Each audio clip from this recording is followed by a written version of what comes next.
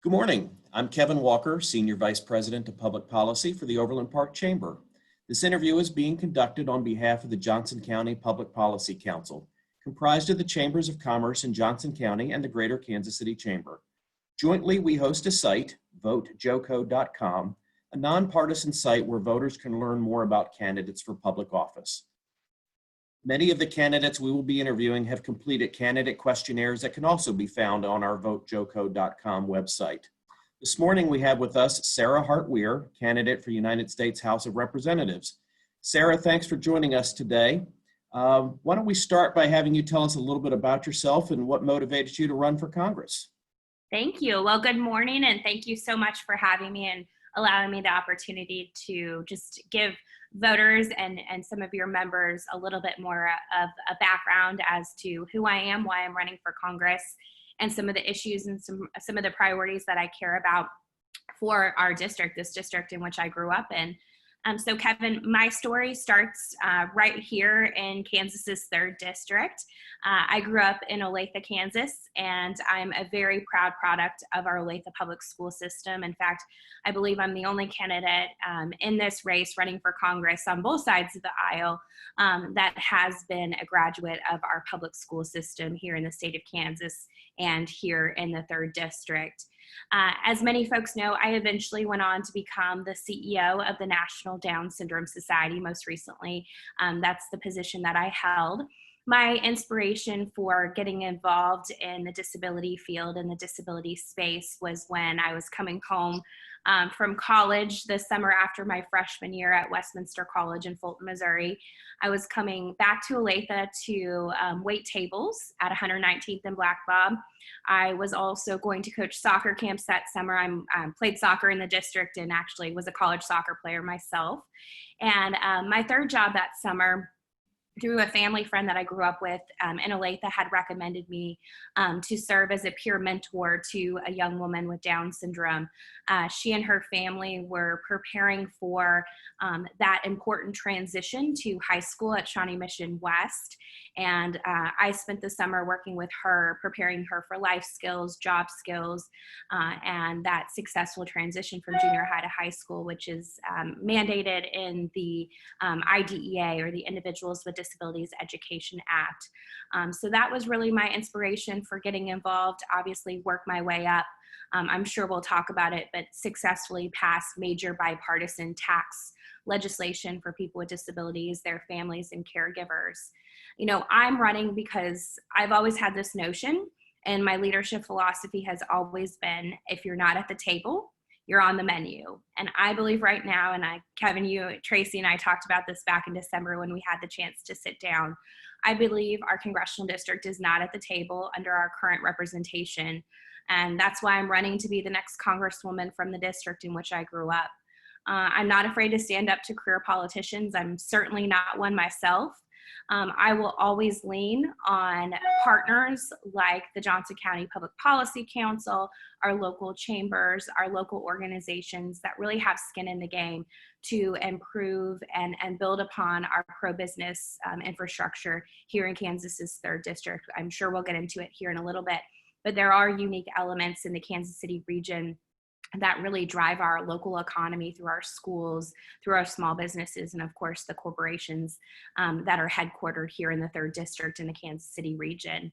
I know what it takes to run an organization. I've run one myself, very similar to the Overland Park Chamber and the chambers that are represented here on the Johnson County Public Policy Council.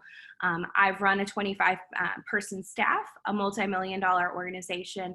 I've signed the front of checks, the back of checks, and I know what it means to have a true mission that you care about and delivering results for your members and those that you serve.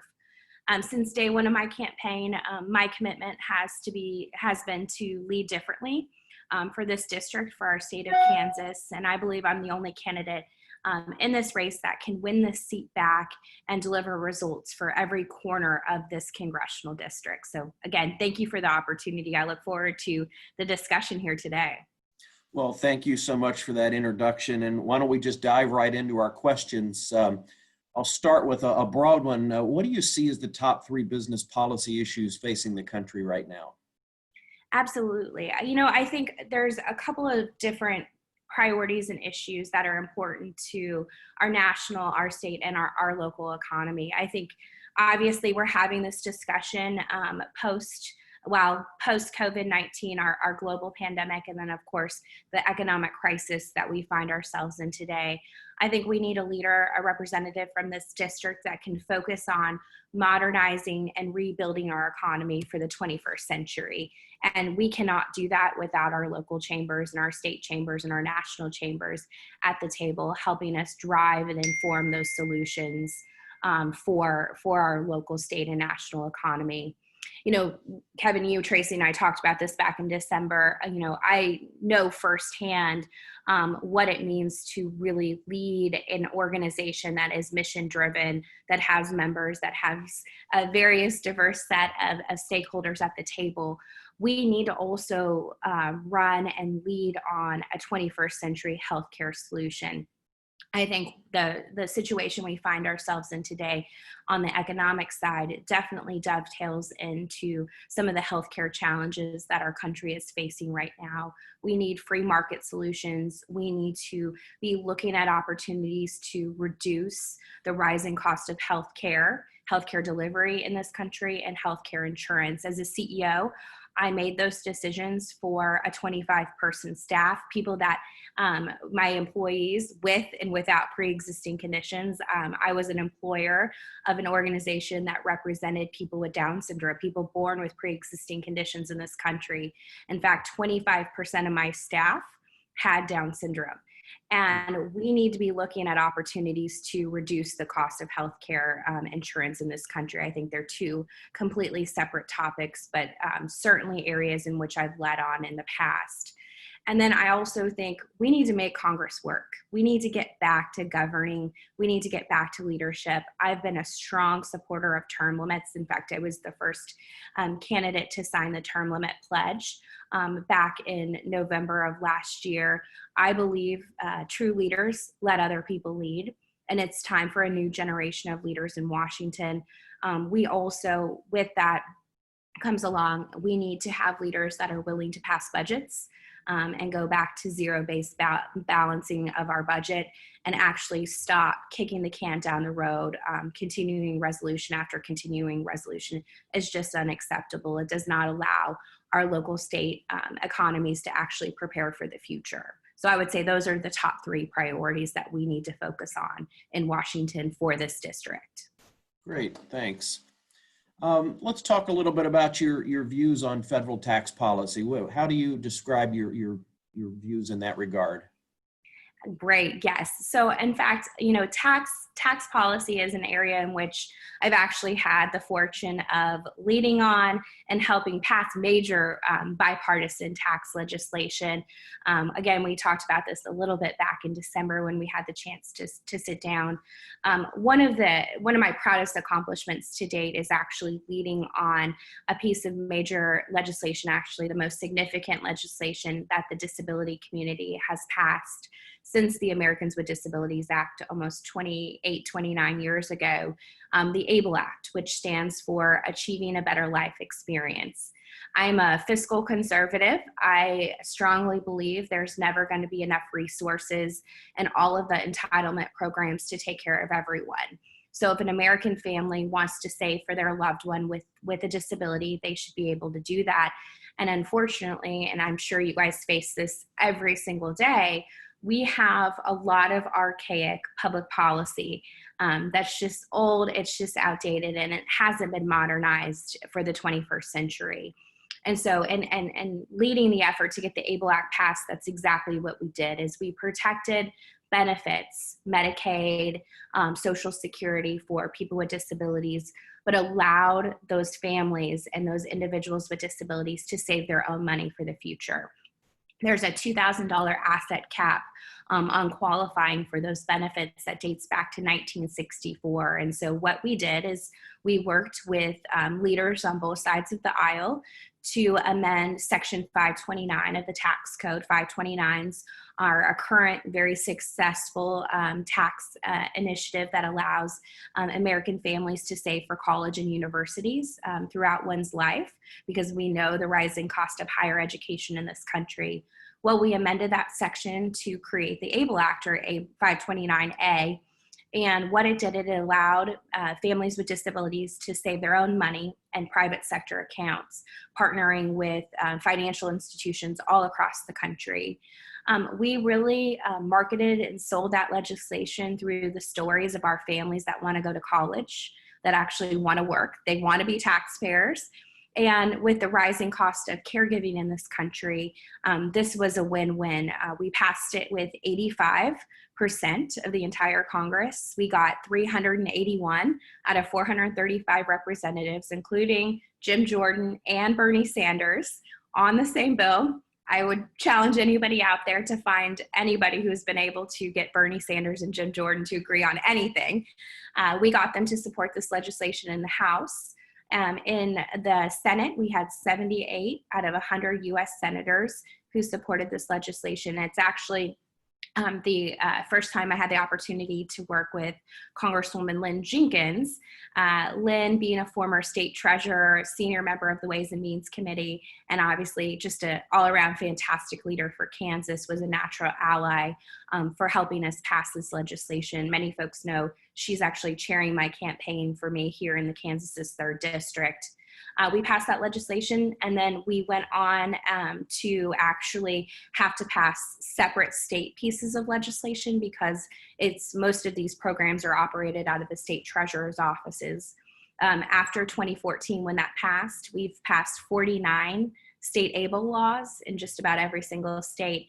And today we have over 40 ABLE programs with close to $400 million in assets. And that money is not coming from taxpayers or your pocketbook. That's actually coming from American families preparing for retirement, preparing for the future, rather than other aspects of raising taxes and increasing entitlement programs. So I understand firsthand what it means to navigate tax policy, whether it's through long-term savings, higher education. One of the unique elements of the Kansas City region is we need to be protecting the current legal and tax structure of employee stock ownership programs or plans, ESOPs. And then, of course, I think something that Congress really needs to look at right now is our corporate tax rate, given the economic situation we find ourselves in. Is there an opportunity to reduce that rate so we can continue to boost our local, state, and federal national economy? Somewhat related to tax policy is the current pandemic. And what would you propose, if anything, to provide further relief for Kansas businesses that are impacted by COVID-19 that would encourage recovery and economic growth? Sure. Well, I think first and foremost, Kevin, we need to get people back to working the way our economy was structured back in January, even early February, before we saw this situation coming. I've been very clear, I think we need to have a leader that's willing to hold China accountable. And when I say that, I mean that in a couple different ways. We actually need to get to the root of the problem. How did this situation occur? Where did the breakdowns of communication occur from China to other countries to the WHO? I think it's important that we investigate that and we hold them accountable for the situation we find ourselves in today. I also think we need to take this opportunity to lessen our dependency on the Chinese economy. I think we need to look at opportunities to decouple our American economy from the Chinese economy, and that means bringing those jobs and those manufacturing jobs back to not just the United States, but the 3rd District and the state of Kansas. Wyandotte County, who's obviously an important part of the 3rd District, has 1,000 manufacturing firms. What can we do to bring these jobs back to the United States? We need more made in America and less, made in China when it comes to our products. One other example that I often cite on the campaign trail is that 90% of our antibiotics are manufactured in China. That's a problem. We need to bring that manufacturing back to the United States.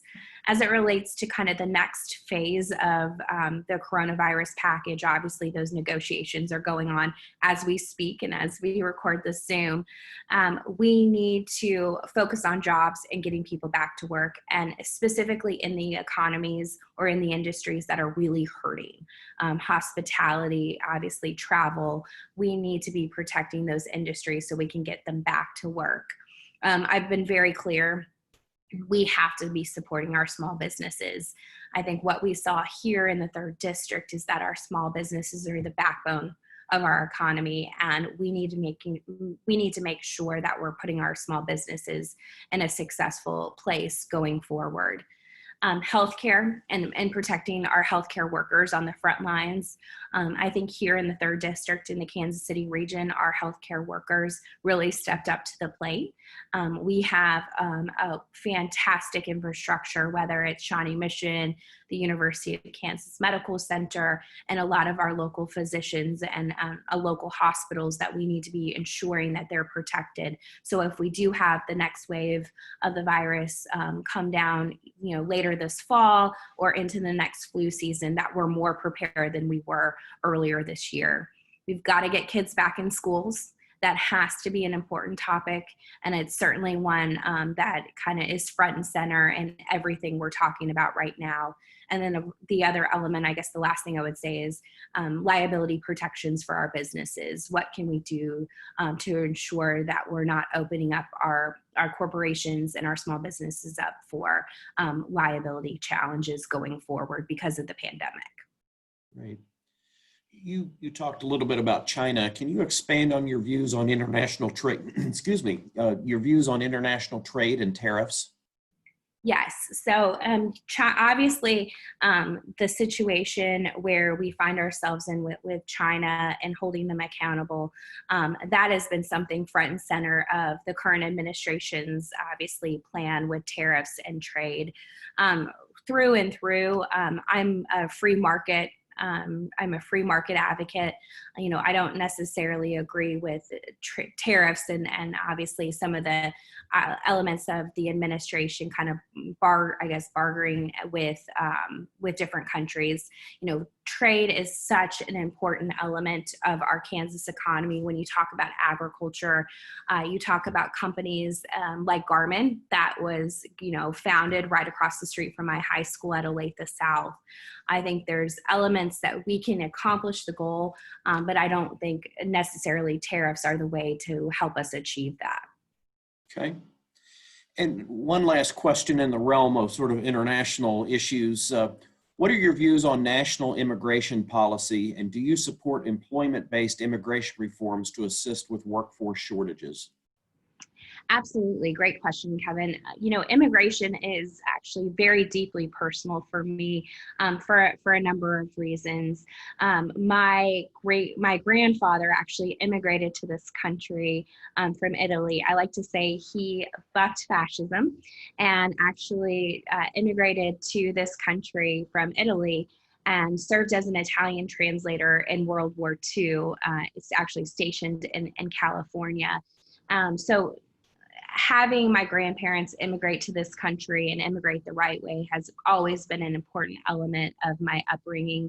And in fact, I was able to live with them for the first 5 years of my life before we moved to Kansas City when I was 5 to start elementary school. And my dad was finishing his second PhD at the University of Nebraska and was recruited by Marion Labs here in the Kansas City region to come work in their research and development department.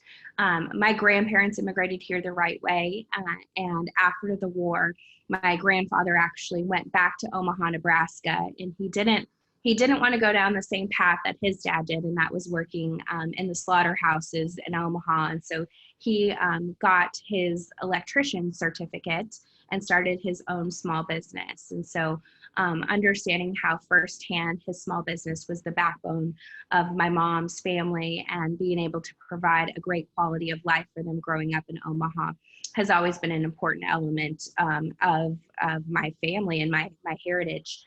When it comes to immigration, I think there's really 3 areas in which we need to focus on. I believe, every sovereign country has the right and responsibility to protect its borders. I think what we saw with the global pandemic is another example of that. We were able to reduce the spread by reducing travel, international travel into this country, and I think that's been an important element of us reducing the spread over the last several months. I really believe, and this is, I think, the second pillar of my immigration policy, is that we need 21st century immigration reform. I talk often about my grandparents coming to this country the right way.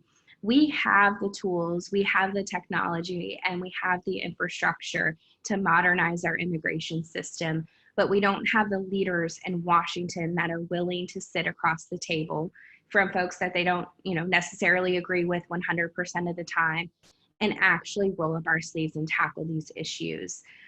We have a million people that are backlogged in our immigration system that want to come here. They want to come to this country the right way. They're waiting in line, but we don't allocate the necessary appropriations and that necessary resources to allow them to do that. We have modern technology through the IT system to help expedite the immigration process, but we don't have the leaders that are willing to do that. And I think those are the elements where we really need to focus and able to get the necessary talent and individuals and leaders to come to this country to start new companies, to build our economy. So I'm willing to do that. It's been an important element of my campaign and something that I'm certainly want to lean into when I get to Washington next year. Well, I want to bring things back to the domestic front before we close. What are your views on long-term funding solutions for our transportation infrastructure? Sure. And transportation, obviously, transportation and infrastructure are two of the most, I think, important elements of Kansas's third district. I think, Kevin, it starts with leaders in Washington, and it starts with a representative that is willing to go there and lead on the priorities for this district. I often come back to my leadership philosophy, and that is, if you're not at the table, you're on the menu. We need a representative in this district that's willing to get to the table in Washington and actually sit down and partner with organizations like yours to make sure that we're developing priorities and executing on those priorities and those plans for this district. I have firsthand experience in running a multi-million-dollar organization. I think we need to get back to basic budgeting in Washington, and the expectation of our representative, in addition to constituent services, which is an important element of the job, is to go back to having an annual budget process, an annual appropriations process. Those annual reviews and going through that budgeting process, I'm sure you all do it in your local chambers, you all do it across the state of Kansas. Those are important opportunities to reevaluate what's working and what's not working. Again, I said it earlier, I'm a fiscal conservative, and I believe we need to eliminate the waste, fraud, and abuse and a lot of the programs that are coming out of our federal government. But there are also opportunities to make investments in our infrastructure.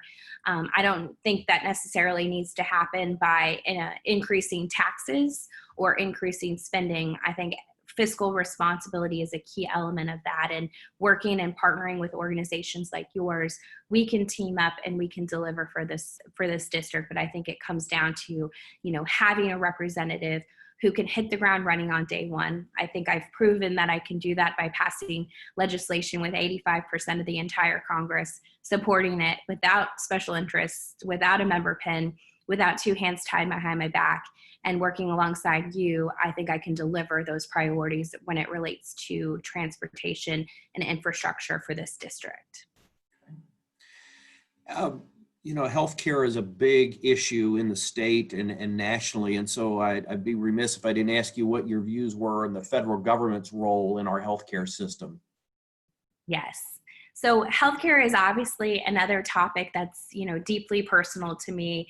In addition to representing an organization of people with Down syndrome, their families, their caregivers, people born with pre-existing conditions, I have seen how this current system fails our most vulnerable in this country. We have to be putting forward solutions for people born with pre-existing conditions or people who develop pre-existing conditions, of course, their lifespan.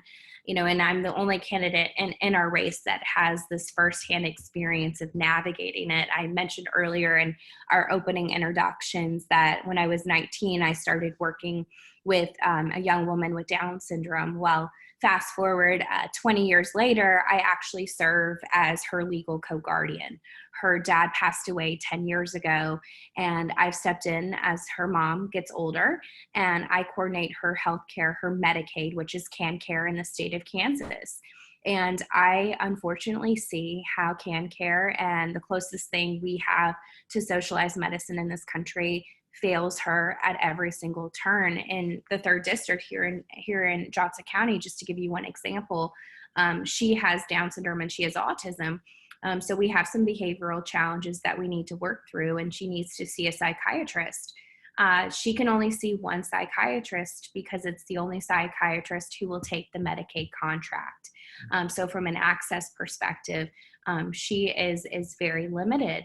I said this earlier, the rising cost of healthcare delivery and the rising cost of healthcare insurance are two totally different things in this country.